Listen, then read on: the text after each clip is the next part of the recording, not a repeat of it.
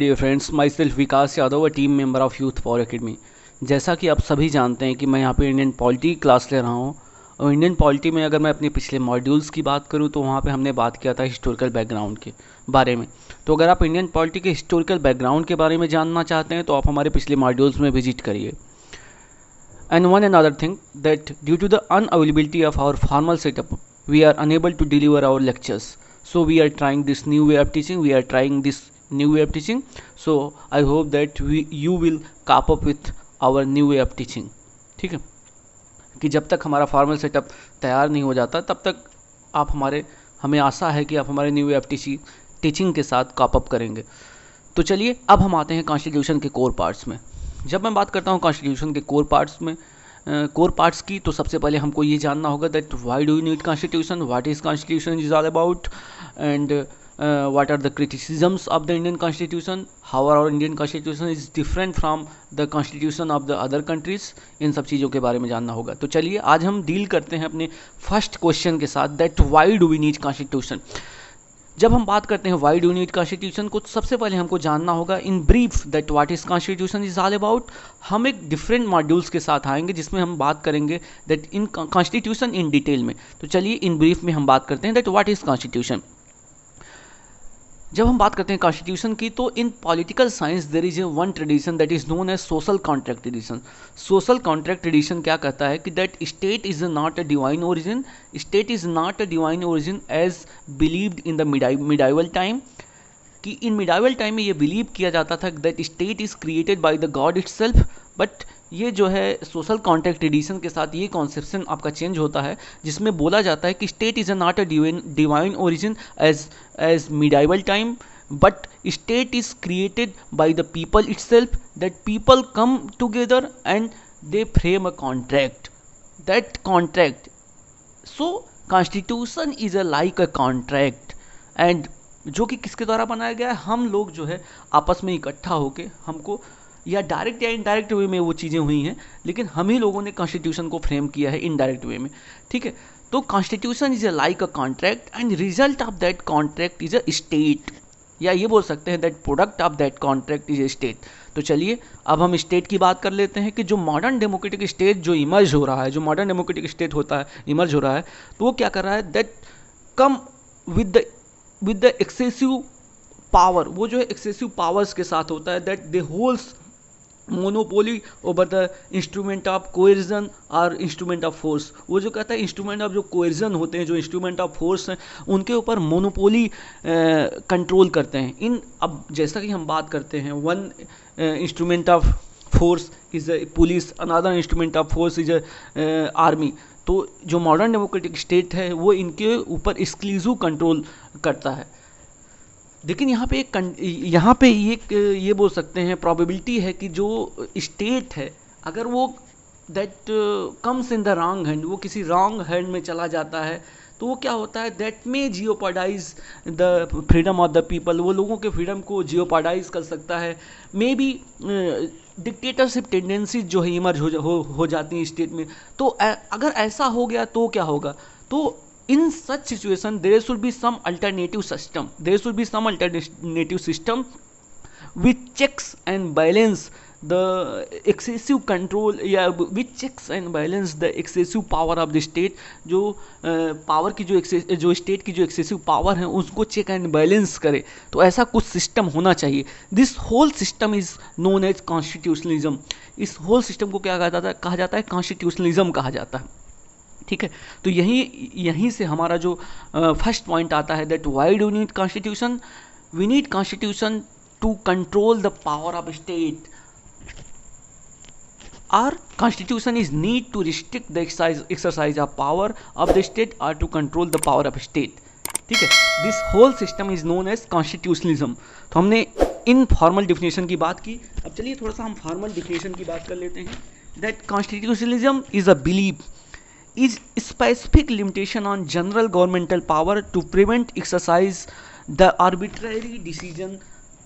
ठीक है, जो कि क्या करता है कि जो स्टेट की जो आपकी बोल सकते हैं कि जनरल गवर्नमेंटल पावर है उसको एक्सेसिव जो आपका आर्बिट्ररी कोई डिसीजन लेता है उसको रोकता है।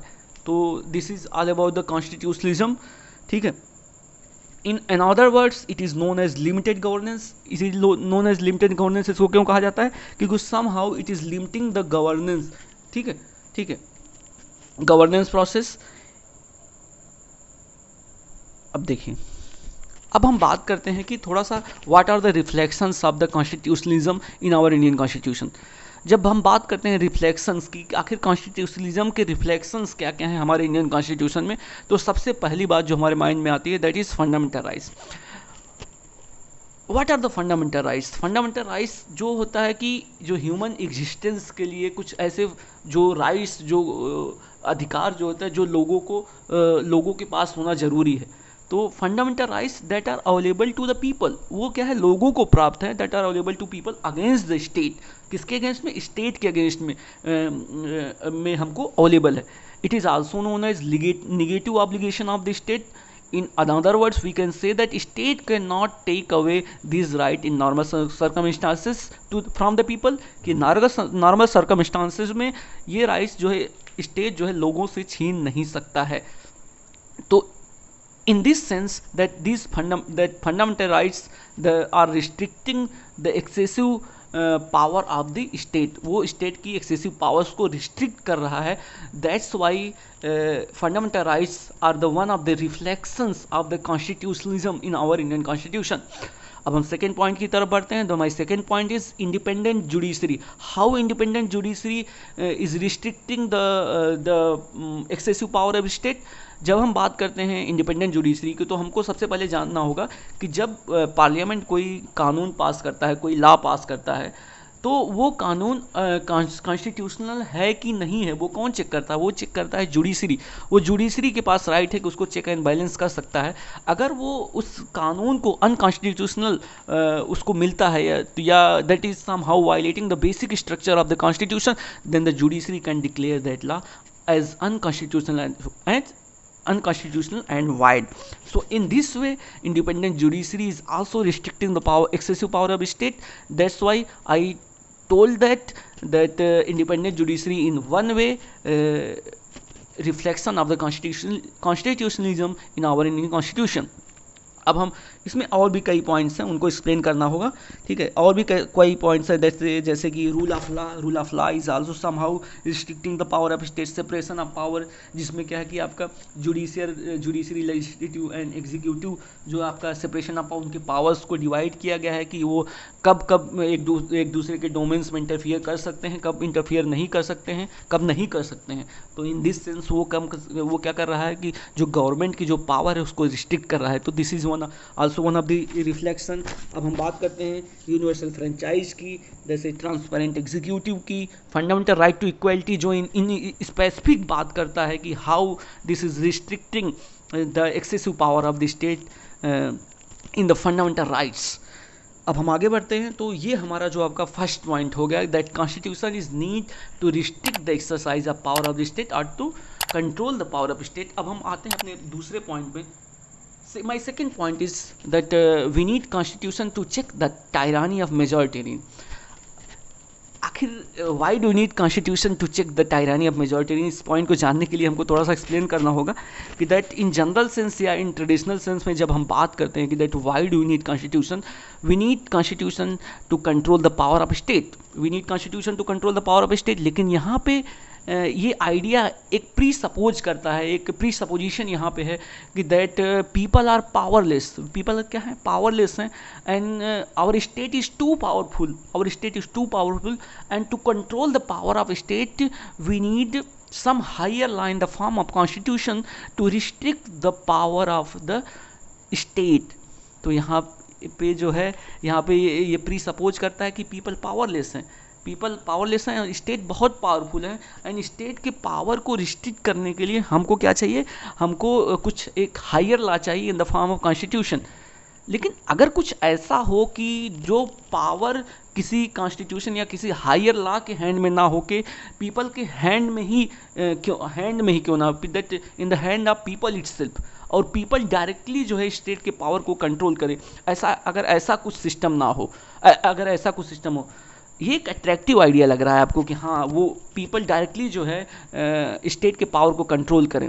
जैसा कि इन डेमोक्रेसी में बात किया जाता है डेमोज मीन्स पीपल्स, जैसा कि इंडियन कॉन्स्टिट्यूशनल के सेंस में बात किया था we the people by the people for the people. इसका मतलब जो अथॉरिटी जो कहाँ से आ रही है, वी द पीपल, हमसे आ रही है।